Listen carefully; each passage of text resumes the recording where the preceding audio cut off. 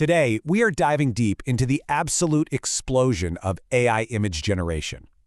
It's a story that starts with a wild social media trend and ends in a massive creative battle between some of the biggest names in tech. So, if you've been scrolling through Instagram or X, you've almost definitely seen this. It's everywhere. People turning their selfies into these super cool 3D-style toy figurines. It's a trend that just took over the internet. But, the tool that's actually making it happen is even more fascinating. And this is it. Meet Nano Banana. Yeah, you heard that right. It actually started as this quirky internal code name for a model they were testing out anonymously.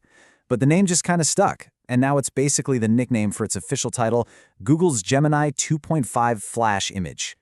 This is the engine that powered that whole 3D figurine craze. And the scale of this thing, it's just staggering. In just the first few weeks after it launched publicly, people made over 200 million image edits using Nano Banana. That's not just a product launch, that is a full-on cultural moment. But here's the thing. As huge as that viral trend was, it was really just the opening act.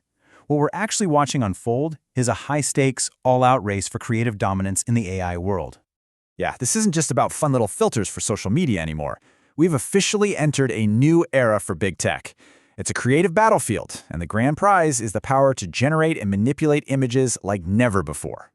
And this battlefield is moving at an absolutely blistering pace. I mean, just look at this timeline. In April, boom, OpenAI drops its GPT Image 1 for developers. By August, Google goes public with the now famous Nano Banana. And then, just 2 months later in October, Microsoft jumps right into the ring with its own model. The pace is just relentless. So here's the key takeaway. The era of tech giants just partnering up with AI companies, that's kind of winding down. Now, everyone, Google, Microsoft, OpenAI, they're all going all in on building their own powerful in-house models. They're competing head-to-head to create the best creative tools out there. All right, so with the stage set, let's actually meet the main players in this race. We've got 3 major contenders, and each one brings something pretty different to the table. First up, we've got OpenAI's GPT Image 1. This is the engine behind all the image stuff you see inside ChatGPT. You can think of it as the developer's powerhouse. It's built to give creators really fine-tuned control over generating images, editing them, and even doing precise things like in-painting, which is basically just a fancy word for editing a very specific part of an image. Then, of course, there's Google's Gemini 2.5 Flash image, aka Nano Banana. This is the viral star of the show. Its claim to fame is that super intuitive creative editing, the ability to blend multiple images together, and this one killer feature we're going to talk more about in a bit, character consistency. And finally, we have the newest contender, Microsoft's MAI Image 1. This one is the photorealistic challenger. It was built completely in-house, and Microsoft is really betting on 2 key things: being incredibly fast and generating hyper-realistic images that totally nail complex details like lighting and landscapes. Okay, so we've met the players. Now for the fun part. How do these 3 models actually stack up against each other?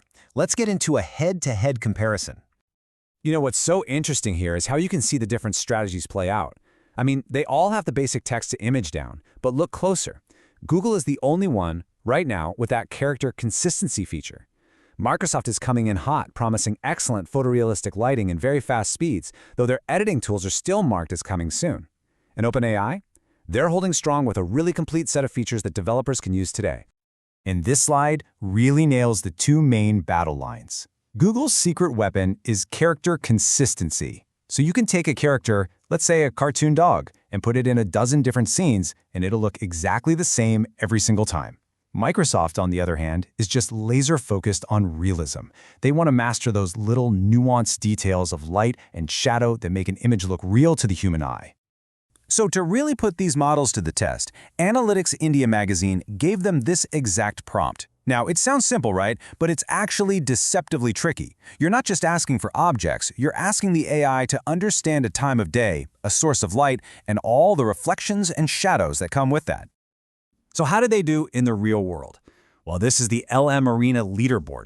It's where thousands of real people vote on which AI images they like better without knowing which model made them.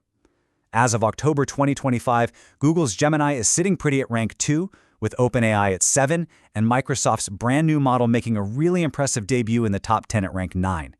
It just goes to show you how tight this race really is. Of course, fancy features are only half the story. For you, for me, for developers, what about the practical stuff? Like how do you get access? How safe is it? And what's it going to cost? Well, if you're a developer and you want to use OpenAI's model, for instance, you have to go through a mandatory ID check. You literally submit a government-issued ID and then wait about half an hour for them to approve you. OpenAI says this is a really important step to make sure their tech is being used responsibly. And what about the price tag? Well, making a single image is surprisingly cheap. A low-quality one from OpenAI is just 2 cents. Google's model is about 4 cents. But if you want a really high-quality, detailed image from OpenAI, that price jumps up to 19 cents. Now, these are just microtransactions, but they can add up really fast if you're doing a lot. Now, on the safety front, and this is super important, all three companies are, thankfully, pretty much on the same page.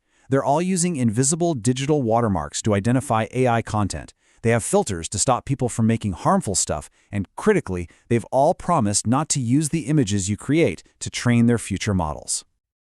So, we've covered the tech, the competition, the costs, but what does all of this really mean for the future of creativity, for your creativity? Well, for one, the sheer scale here is it's hard to even wrap your head around it. In its first week alone, OpenAI's model generated over 700 million images.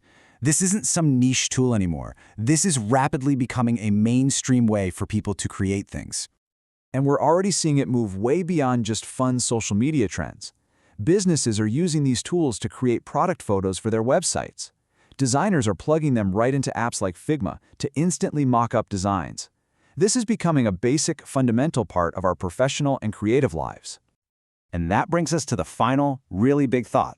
For maybe the first time in history, the only real limit to creating something visual is just your own imagination. So the real question isn't about what the tech can do anymore, it's about what we will do with it. When anyone can create anything they can dream up, what are we going to choose to create next?